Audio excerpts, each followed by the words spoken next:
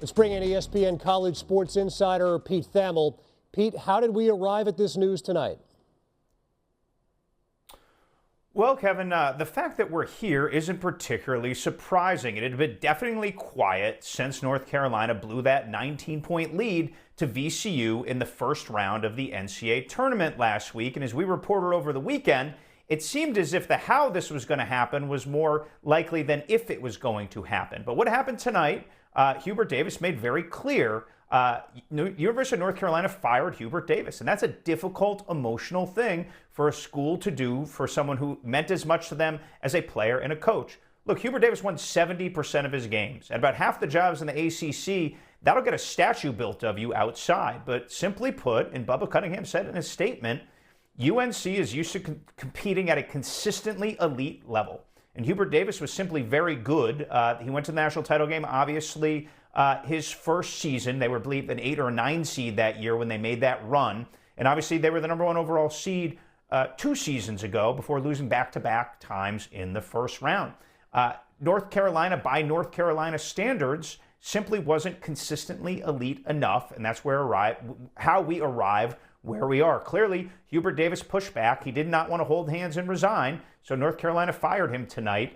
There was a team meeting around 9 o'clock where Hubert Davis informed the Tar Heels that he'd been fired, and it'll be fascinating to see where things go from here. One of the most coveted jobs in all of college basketball, Pete. They have kept it in-house in Chapel Hill, from Dean Smith to Bill Guthridge to Matt Doherty to Roy Williams to Hubert Davis.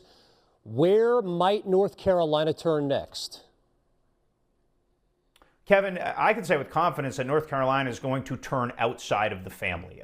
They're simply put, isn't a candidate who could for sure deliver the level of results that Bubba Cunningham made clear there that North Carolina needs moving forward. Where they go will be the biggest question looming over all of basketball. Forget about just college basketball right now. They are going to swing big, and I've been told by sources that they are going to go after Hall of Fame coaches. They are certainly going to go after coaches who are still coaching in this NCAA tournament.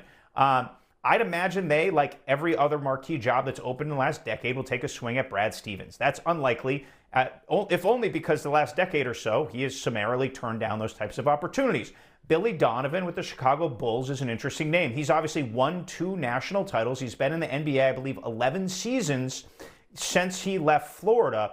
The Bulls are obviously in a transition. If you look at their roster, that would indicate that they're going to have to rebuild there. Does Billy Donovan want to do that? Do the Bulls want Billy Donovan to do that? I think that question is going to loom over the end of this season. And then you have the all-star college coaches, the coaches we expect to see in the Final Four this week. You have guys like Dusty May, obviously coaching at Michigan, Tommy Lloyd coaching at Arizona, TJ Otzelberger coaching at Iowa State. Ben McCollum at Iowa has certainly surged into the spotlight. A guy like Grant McCaslin, who isn't in the tournament anymore at Texas Tech.